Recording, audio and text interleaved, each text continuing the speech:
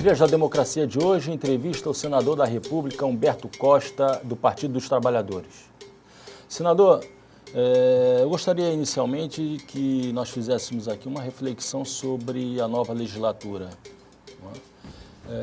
Em que pé anda a importância das bancadas temáticas? Muito se falou que as bancadas temáticas estariam até mesmo superando a organização tradicional em partidos políticos, blocos de partidos políticos.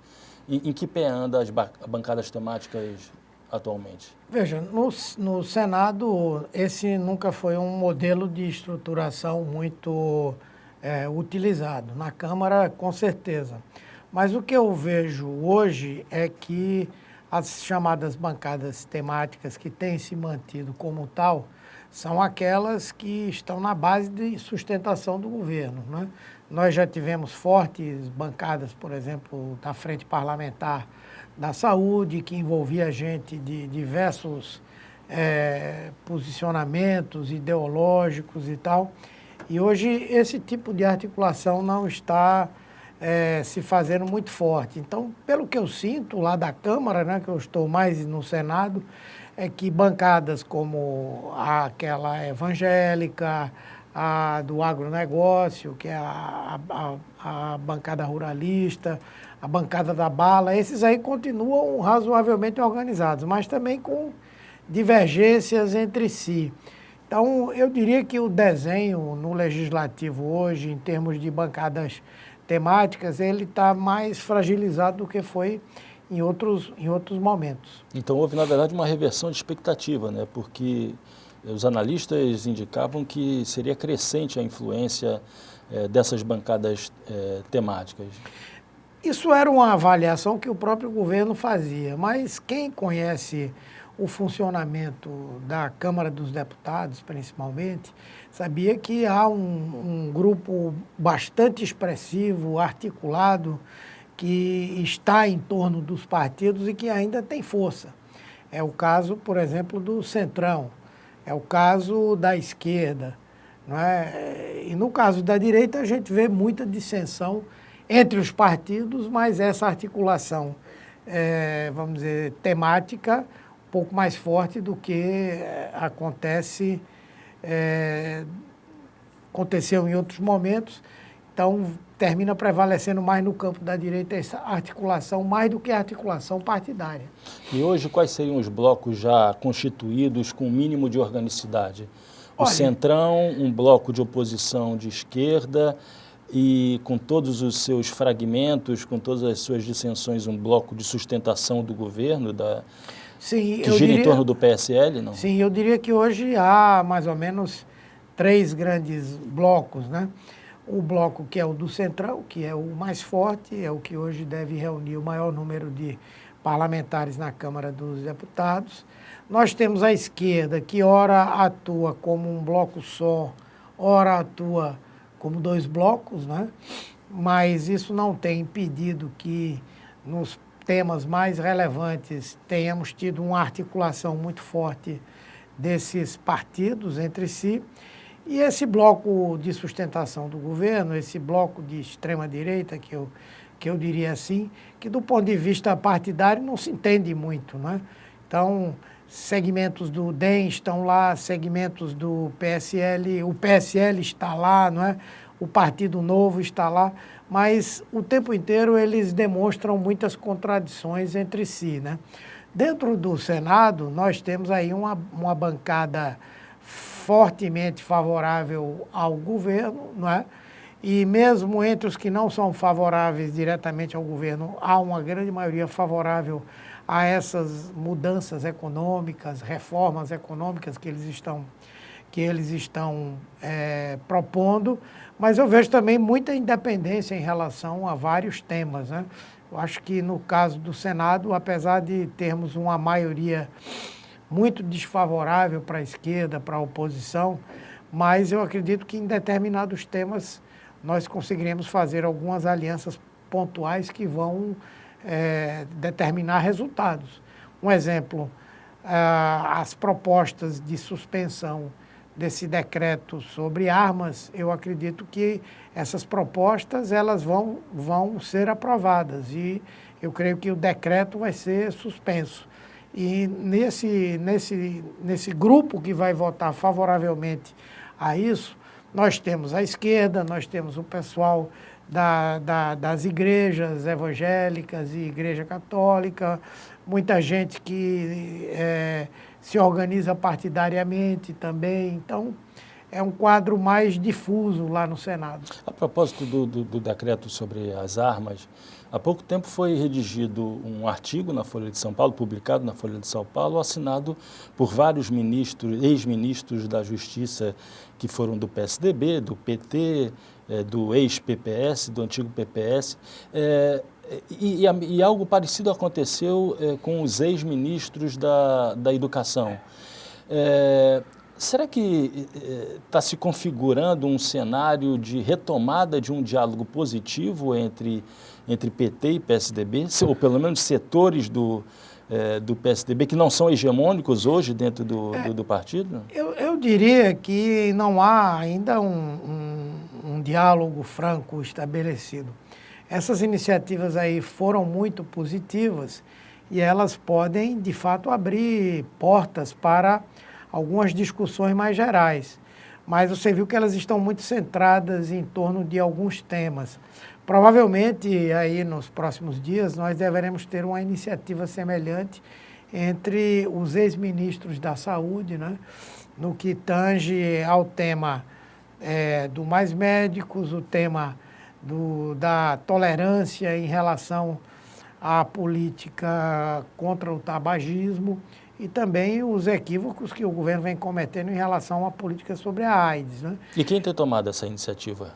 De onde parte essa iniciativa? No caso agora dos ministros da Saúde, estamos ainda vendo como isso vai ser construído, mas partiu do ex-ministro Padilha do PT e ele conversou com o ex-ministro Serra e depois nós fomos todos contactados. E eu acredito que aí, nesses próximos 15 dias, alguma coisa deve sair assim, não é? Eu acho que isso tudo vai se tornando um embrião de uma possibilidade de uma conversa mais ampla, que tem que ser uma conversa sobre democracia. Uhum. O governo Bolsonaro, ele é uma ameaça muito forte à democracia no Brasil, aos direitos individuais, às garantias individuais e aos direitos coletivos. E é um governo que atua fortemente pelo desmonte do Estado brasileiro. E eu acho que em torno desses temas é possível unir mais gente, né? A construção de uma concertação de forças... Eu não diria que fosse uma coisa institucional, mas uma coisa mais informal. Eu não vejo, dados os embates que nós tivemos ao longo dos últimos tempos, espaço hoje para se pensar alguma coisa que vá além dessas articulações pontuais. Até porque alguns dos partidos que seriam necessariamente protagonistas disso, é o caso, por exemplo, do PSDB, foi agora capturado por uma hegemonia que não é democrática, nem social-democrática. Do governador de São Paulo, Dória. É uma hegemonia de direita, né? Uma direita menos tosca do que Bolsonaro e aqueles que estão no entorno dele, mas, ao mesmo tempo, tão perigosa quanto e tão cínica quanto, né? Então, isso gera uma dificuldade muito grande de se caminhar para uma articulação mais institucional. Mas tudo que puder ser feito, ainda que pontualmente, para defender alguns princípios gerais do sistema democrático, eu acho que são iniciativas boas. E falando um pouco mais desse bloco liderado pelo PSL, aconteceu aquela tendência que é tradicional do pós-eleição de migração de deputados, mais deputados, menos senadores para o partido governista? Não, dessa vez não. Primeiro porque a família Bolsonaro, ela detém hoje um controle muito rígido sobre o PSL, ela não abre muitos espaços para outros que queiram fazer parte da direção do partido, enfim. Segundo, porque esse partido, especialmente, ele não fez grandes movimentos para atrair esses segmentos. O governo que aí está, ele não dá nenhum tratamento também muito diferenciado ao partido, que é a sua principal base de sustentação, como de resto não dá ao parlamento, né? Então, muitos preferiram ficar aonde estão. Era bom que isso se tornasse uma cultura, né? Eu acredito que não. Preferiram estar onde estão, porque estando também no PSL não teriam nenhum espaço a mais do que naturalmente tem hoje. Há pouco tempo aconteceu a primeira sessão conjunta da Câmara e do Senado. O que fica como lição dessa sessão? As tensões ocorridas no interior da bancada do PSL na Câmara dos Deputados e os senadores do PSL? De um lado, ficou claro que o governo não tem uma maioria tão estável, né? Ele teve que fazer muitas concessões em termos dos vetos que foram votados para garantir a limpeza da pauta, para votar aquele projeto de lei do Congresso que trata da suplementação orçamentária de mais de 200 bilhões de reais, que se não for aprovada, o governo tem toda a possibilidade de parar completamente, né?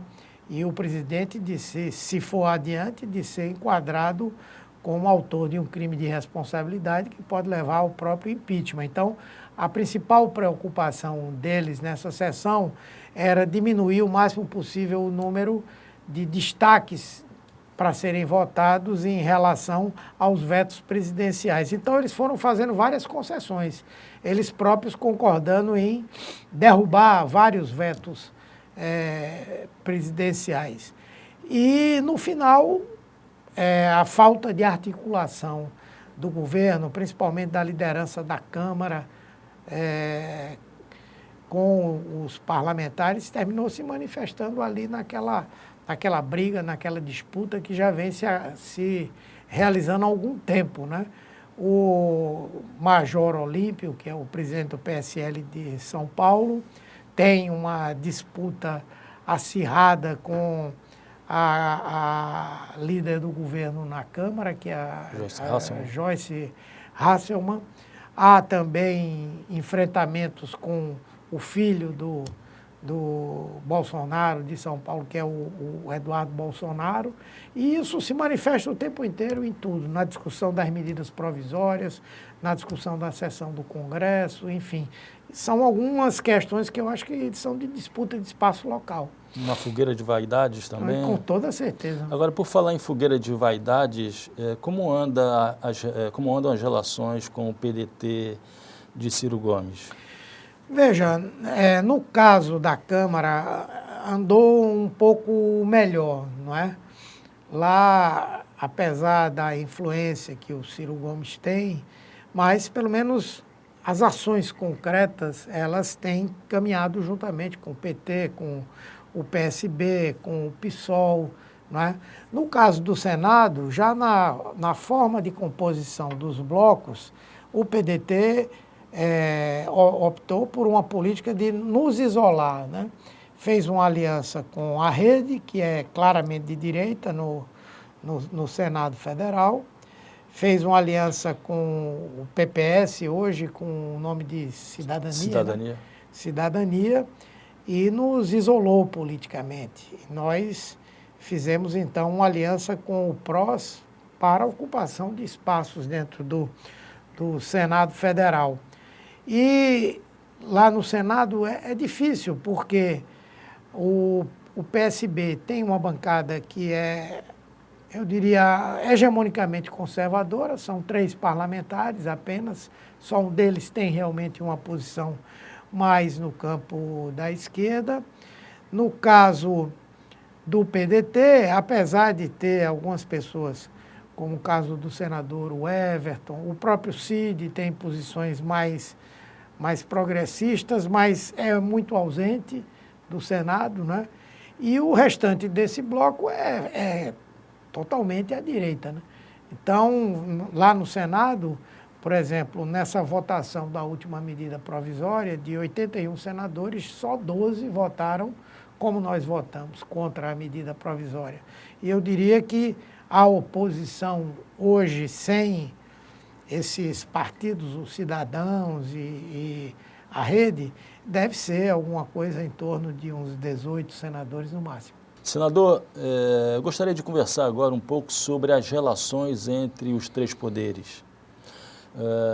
Foi ensaiado, na verdade houve uma reunião e a proposta do presidente da República de formalização de um pacto entre os três poderes. Estavam presentes o ministro Toffoli, do STF, o presidente da Câmara, Rodrigo Maia, e o próprio presidente da República. Esse pacto, essa tentativa de pacto, tem alguma possibilidade de surtir efeito?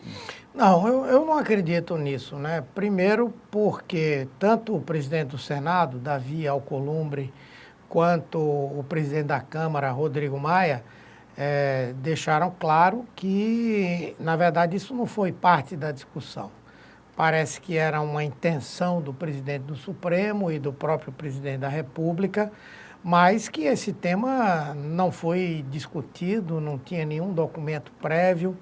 E a julgar pelas críticas que tanto o Davi Alcolumbre quanto o Rodrigo Maia têm feito ao governo, eu não creio que uma proposta como essa venha a surgir, especialmente porque o governo direciona todas as suas baterias para atacar setores importantes do Congresso Nacional, entre eles o Centrão, os dois presidentes das duas casas. Que são do DEM. Exatamente. E o governo tem uma agenda autoritária que ele quer impor de todas as maneiras e não creio que exista espaço para isso.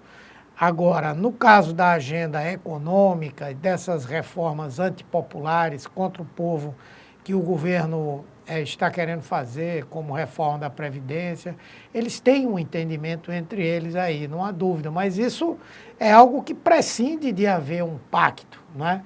Eu acho que eu tenho uma avaliação que o governo Bolsonaro não é um governo que vai ter uma sobrevida muito grande. E eu tendo a achar que as elites brasileiras hoje toleram o governo Bolsonaro. Pode ser que, se ele não conseguir entregar as reformas que eles queiram, ou se ele conseguir entregar rapidamente, também rapidamente eles possam descartá-lo e pensar em alguma outra alternativa a esse governo, que realmente é um caos em todos os aspectos. Agora, senador, não te preocupa o fato de Toffoli ter comparecido a essa tentativa de pacto? Ou seja, a construção de um pacto pode se estabelecer entre executivo e legislativo, mas um pacto que inclua alguém que vai ser, um poder que vai ser responsável pelo julgamento dessas iniciativas da parte do poder executivo ou do poder legislativo? Sim, eu acho que foi uma posição equivocada da parte dele. Vários dos ministros do Supremo Tribunal também se manifestaram nessa linha. Não cabe ao Supremo fazer pacto político com quem quer que seja. Aliás, nem mesmo o Congresso Nacional fazer um pacto com o Executivo. São poderes independentes, são poderes autônomos. O que eles têm que ter é um relacionamento pautado pelo que diz a Constituição, que possa ser feito de maneira harmônica, mas estabelecer acordos ou pactos políticos não me parece muito adequado, porque as funções de cada um são muito particulares. Por exemplo, o Congresso não pode fazer um pacto com o Executivo e, por exemplo, deixar de fiscalizar as ações que o governo executa, ou deixar de sobrestar ações do governo que extrapolam as suas atribuições, como nós estamos fazendo agora em relação a esse decreto do porte e da posse de armas, né? E o Supremo menos ainda. O que acho que tem que haver é uma convivência respeitosa, independente, autônoma, deve existir o diálogo, mas pacto envolve um tipo de comportamento institucional que é muito inadequado ser tomado com esse perfil que eles aparentemente tomaram, embora, como eu disse, o presidente da Câmara e o presidente do Senado negaram veementemente que tivesse sido discutido ou acertado qualquer pacto. Foi mais um ato de pirotecnia do governo Bolsonaro?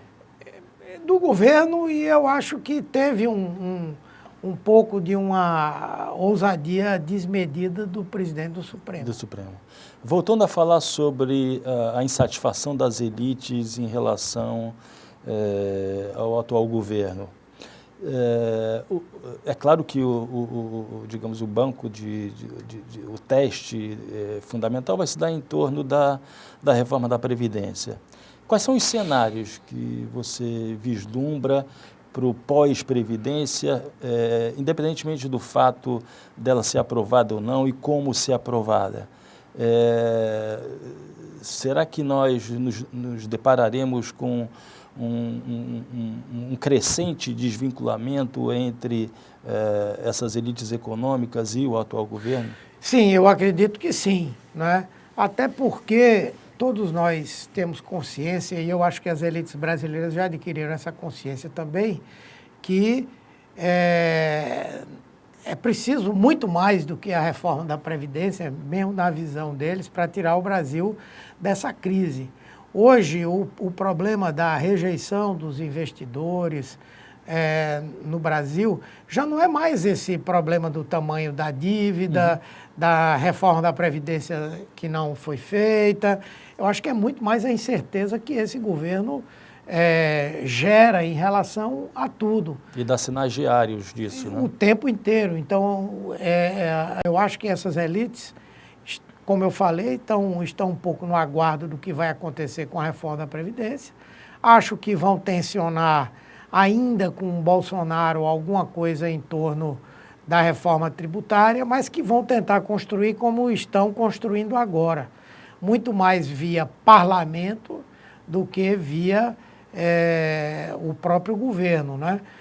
Naturalmente que há uma relação muito íntima entre o Paulo Guedes, que é um elemento integrante dessa elite financeira nacional, é uma pessoa que construiu sua carreira como funcionário desses grandes bancos, portanto, muito vinculado a esse setor, mas que tem uma autonomia relativa também, não é? Então, eu acredito que a tendência, depois de votação da reforma da Previdência, ganhando ou perdendo, acho que vão tentar ainda um pouco mais com o Bolsonaro, mas eu creio que a construção de condições para que ou ele fique com limites para governar, agora mesmo há uma emenda que vai ser votada breve, que restringe inclusive o número de medidas provisórias que o presidente da República pode apresentar. A proposta é o quê? De 5? Que vão... essa é uma das ideias, que vão retirando um poder importante do presidente. Agora, qual é o grande problema? É que no Brasil o presidencialismo ele é tão imperial que mesmo que o presidente da República aceitasse uma coisa como essa, que eu acho que ele não vai aceitar. Existe a figura do decreto também. Né? Nem essa base dele vai aceitar, mas ele continua com muitos mecanismos e instrumentos que, se forem utilizados, podem gerar uma enorme perturbação, tanto na economia quanto na vida política do país. Daí porque eu acho que a elite brasileira vai tentar, mais cedo ou mais tarde, se livrar definitivamente de Bolsonaro. E todas as investigações que já se encontram em curso sobre o clã Bolsonaro podem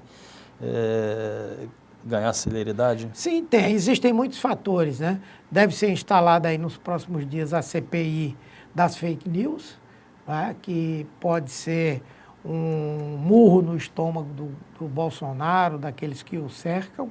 Existe toda essa investigação no Rio de Janeiro que envolve esse esquema dele, dos filhos e dos mandatos parlamentares de algumas ações ilegais. Isso também pode ser muito grave, não é? Afora a economia que está desmanchando, não é? Nós estamos vendo o aumento da pobreza, nós estamos vendo o aumento do desemprego, o aumento da desigualdade, o crescimento do PIB, que a cada nova previsão ele é colocado mais para baixo. A inflação, que para a população mais pobre já está sendo extremamente pesada. Então, como é que nós vamos sair dessa encruzilhada que nós estamos vivendo? Eu posso estar enganado, tenho ouvido muitos companheiros que pensam de maneira diferente, mas o meu sentimento é de que o governo Bolsonaro não terá vida muito, muito longa. E aí temos que ressaltar, porque nós só estamos conversando das forças que estão lá. Mas entre nós também, né, esse movimento que ressurgiu com os estudantes e os professores, essa greve geral do dia 14, tudo isso também coloca novos atores no movimento e é no movimento contrário ao Bolsonaro também, não é? Então eu acho que nós vamos viver aí um período de grande imprevisibilidade. Então, existe esse, digamos, esse balão de ensaio das ruas, que vai passar necessariamente pela afronta constante do governo em relação às universidades públicas federais, o ensino público de maneira geral, mas também o próximo ano, né, o ano de eleições municipais. O que se pode esperar no âmbito das esquerdas no lançamento eu sei que ainda falta 1 ano e meio, muita água vai passar debaixo dessa ponte, mas o que já se percebe como possibilidade concreta de construção de palanques comuns antibolsonaristas? Eu acho que haverá um movimento nesse sentido, né? Acho que haverá, inclusive, uma articulação formal entre todos os partidos de esquerda em relação às eleições do ano que vem. Porém, eu acho que será uma coisa bem flexível, né? Porque existem realidades que nós não podemos ignorar. Por exemplo, vamos pegar o caso de São Paulo. O PSB em São Paulo terá um candidato muito forte, que é o ex-governador que perdeu a eleição no segundo turno para o João Dória, que é o Márcio França. Mas o PT tem força lá em São Paulo. O PDT tem novos nomes também surgindo, alguns até que eu nem diria que são de esquerda, né? E assim também em outros lugares. O Rio Grande do Sul, Porto Alegre é um exemplo. Então, nós vamos ter que fazer uma leitura em cada cidade importante que nós vamos debater para encontrar o melhor caminho. Às vezes, nem sempre o caminho de uma unidade forçada é o melhor. Talvez um compromisso de segundo turno e de estarmos juntos em vários desses lugares, né? E em outros que são muito simbólicos, são bem emblemáticos, quem sabe construir chapas únicas. Para onde anda o PT? Olha, eu acho que o PT vai completar agora, no ano que vem, os seus 40 anos, né? Já é um tempo curto dentro da história do Brasil, mas desse período pós-Nova República, pós-ditadura, já é um período razoável. E eu acho que o PT precisa se refazer, se repensar.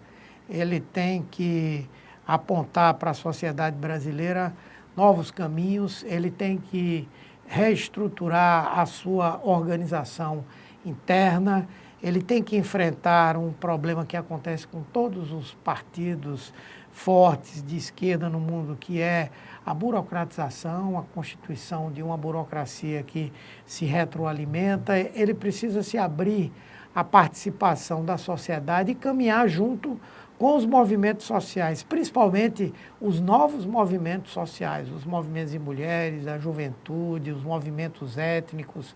Então, acho que o PT tem que fazer isso. Se ele continuar somente preocupado, como nesse ano vai ter a renovação das direções, com isso, eu creio que ele pode perder uma importância grande e a história nos deu agora em 2018 uma chance de o PT se reerguer. E ele não pode perder essa chance. Muito obrigado, senador. Eu que agradeço.